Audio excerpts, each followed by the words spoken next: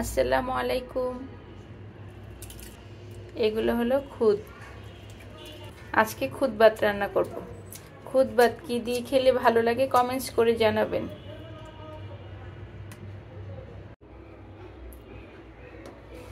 এখানে দিয়ে দিয়েছি পেঁয়াজ কুচি, আদা কুচি, রসুন কুচি। এখন দিয়ে দেব তৈল, পরিমাণ মতো তৈল দিয়ে দিলাম। এখানে দিয়েছি 2-3 টুকরা তেজপাতা আর কিছু কাঁচামরিচ।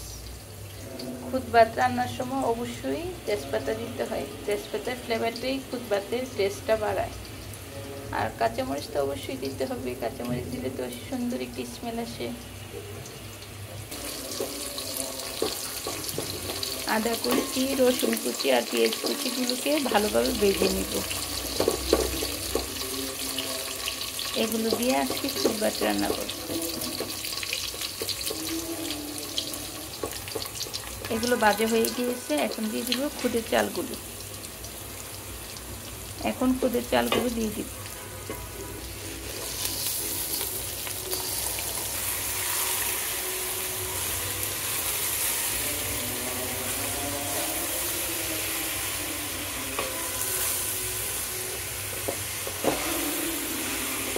খুদের চালগুলোকেও ভালোভাবে ভেজে নেব।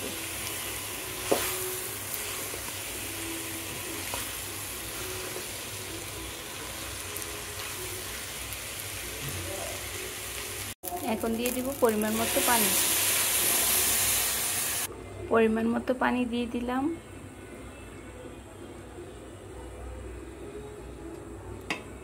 দিয়ে দিব স্বাদ মতো লবণ।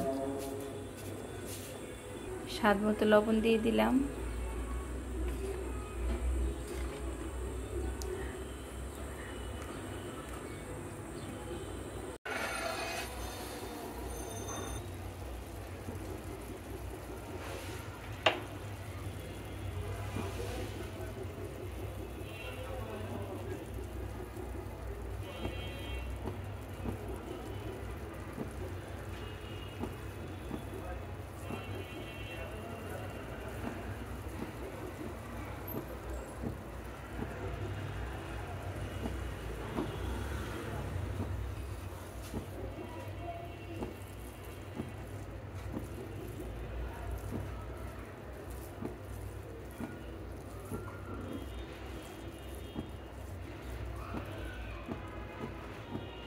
এই তো খুদের ভাত রান্না শেষ।